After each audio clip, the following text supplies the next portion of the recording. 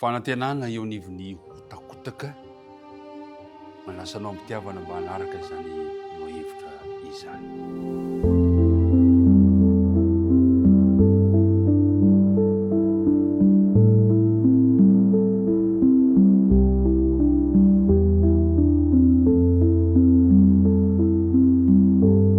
Miarabantsika ry mpiara midinika namana isany natratra zao maraina izao tafahoana soamantsara indray miaraka andinika nohy ny dinidinika manona mandrakariva ny fiadanan'ny tompo ho anao sy ny ankonanao miaraka hivavaka isika ankehitriny. Ray malala any an-danitro amin'ity maraina ity velim-pisaorana anao zahay satria ny foazonao nomenao andro vaovao indray afaka miaona afaka mandinika ny teninao misaotra tompo tamin'izany fitantanana rehetrarehetra izany ankehitriny ary mangataka zay kosa ny famelan-keloka satria ny ratsy rehetra eo masonao no efa nataonay sy ny saintsainay ary notanterahinay koa mamindrafo aminay mamela ny heloka Andriamanitra.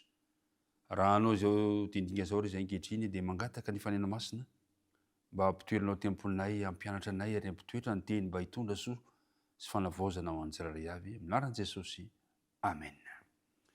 Fanantenana eo anivon'ny hotakotaka andeha isika hanohy ilay salamo fanantenana salamo 470 zay notoniantsika momaly. Ny salamo 470 dia fatokinan'Andriamanitra zay no soramandry.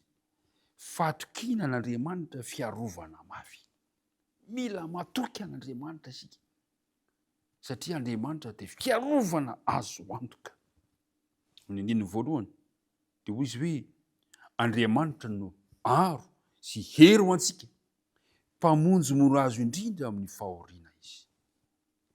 Ry mpiara-midinika namana ara-tandidina amin'ny ankamaroan'ny boky ny fomba fiteny ampiasain'ny bokin'ny salamo matetika dia ara-tandidina izy ireny. Fa raha mikasika ny fiteny miresaka amin'ny fanavaozana amin'ny planeta kosa dia tsy tokony ino isika fa fiteny ara-tandidina fotsiny ihany zany. Fa ampatsivon'ny salamo 470 fa isy fihetraika lalina eo amin'ny tany hitsahitsika io ny fivirena Kristy fandroana. Ny toe-javatra farany tampon-tantara dia midika ho firodanan'ny fanjakana eto amin'ity tany ity. Ary amin'ny farany ary dia ho fonga tanteraka ireo fahefana sy ny faharatsiana amin'izao tontolo izao ary ny fahoriana rehetra izay nampitondray ny taranak'olombelona. Inona ny voalaza ao amin'ny Jeremia 4 zao ny voalaza mpaminany Jeremia 4 ka ny andininy 7 manao hoe nojereko ny tany ka indro tsy nisy endrika sady foana ary ny lanitra koa ka indro tsy manana-pahazavana izy. Nojereko ny tendrombohitra ka indro ny ororo izy ary ny avoana rehetra ny ozongozona. Manambara izany toe-javatra izany fa ho rava izao ny tontolo misy antsika izao.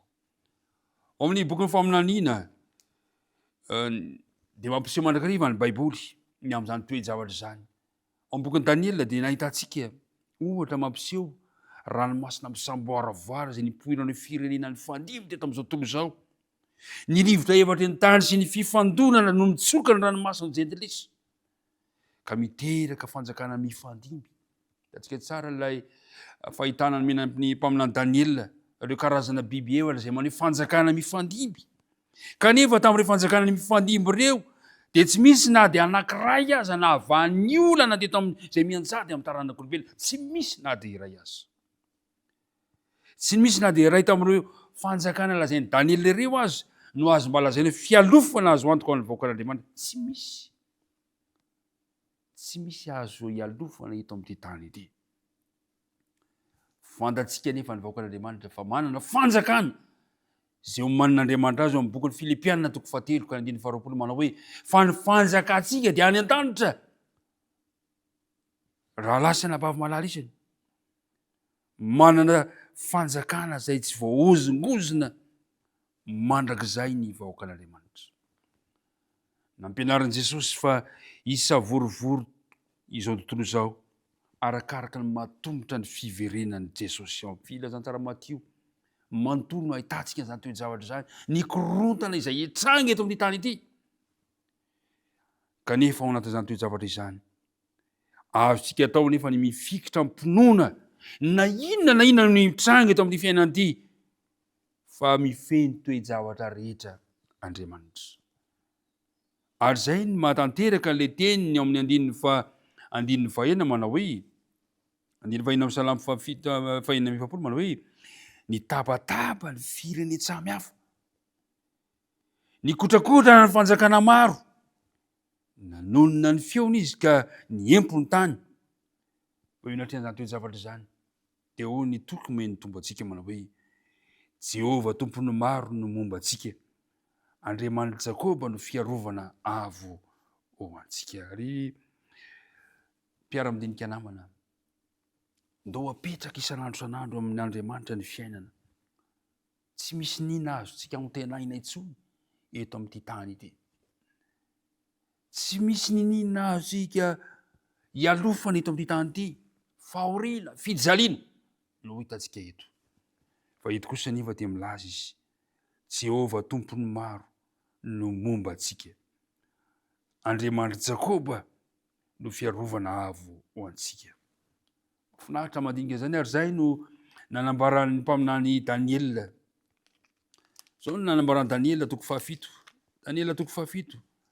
Rehefa hita fa tsy azo ianteherana ireo fanjakana mifandimby teto amin'ity tany ity, ka nilaza ny mpanao salamo fa Jehovah no momba antsika, ka na dia mirondrona aza ny ranomasina tsy misy tokony atahorantsika. Dia zao no fanambaran'ny mpaminany Daniela toko fahafito ka ny andininy fahatelo ambin'ny folo sy fahaefatra ambin'ny folo ary ny andininy fahafito amby roapolo manao hoe, ary mbola nahita tamin'ny fahitana tamin'ny alina ihany aho, ary indro nisy toa zanak'olona avy tamin'ny rahon'ny lanitra, ary nakeo amin'ny fahakolo izy dia nampanakekeny teo anatreny. Ary mena fanapahana sy voninahitra ary fanjakana izy mba hanompon'ny fokom-pirenena sy ny firenena ary ny samy hafa fiteny azy. Ary ny fanapahany dia fanapahana mandrakizay ka tsy ho tapaka, ary ny fanjakany tsy ho ravana. Andininy fahafito amby roapolo. Ary ny fanjakana sy ny fanapahana ary ny fahalehibiazana ny fanjakana eny ambanin'ny lanitra rehetra dia omena ny olo-masony avo indrindra.